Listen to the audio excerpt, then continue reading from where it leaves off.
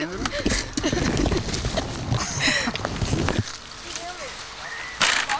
Wij zijn hier op bedrijf van mijzelf dus, Jaapie Hoijsma. En we hebben hier eldersingels en houtballen. En die onderhouden we zelf.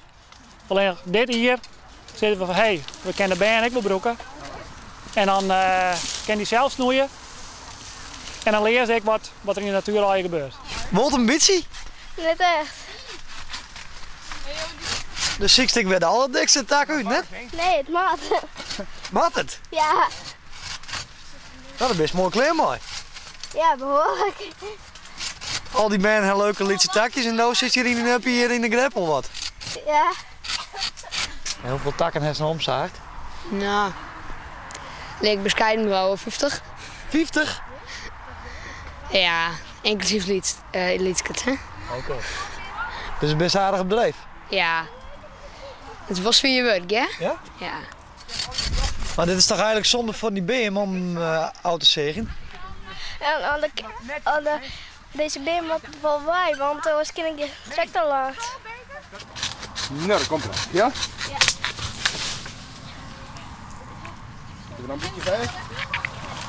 Nou, dat wie er al. Slagen! Ja. Stuk voor, hè? Zullen we daar nog even Best nou, ik gretsk op jezelf? Nou. Net echt. Het is niks bijzonders. En wil je hem nou letterlijk boswachter worden? Nee! Hoe is dat net? Saai. Ja? Ja. Dit is in ieder geval beter dan... Ja. Nou, dan kun je toch maar doen, meneer de landschapsbeheerder. Ja, en als de fiets net saai, op het eind van de dag vinden ze dit altijd een prachtige dag. En dit was echt wat dat jongs let van. En dit gaat hartstikke goed. Ja, is het wat een goed ploegje? Ja, het is een goed ploegje. Ze zijn enthousiast bezig. En het resultaat is er nice. Ze hebben het al aardig opgekroond, zo heet dat. En ik denk dat de boer ook heel tevreden is met dit resultaat al, Joert. Echt weer. Applaus voor Ja, applaus voor het verhaal. Waar smiet het ding op?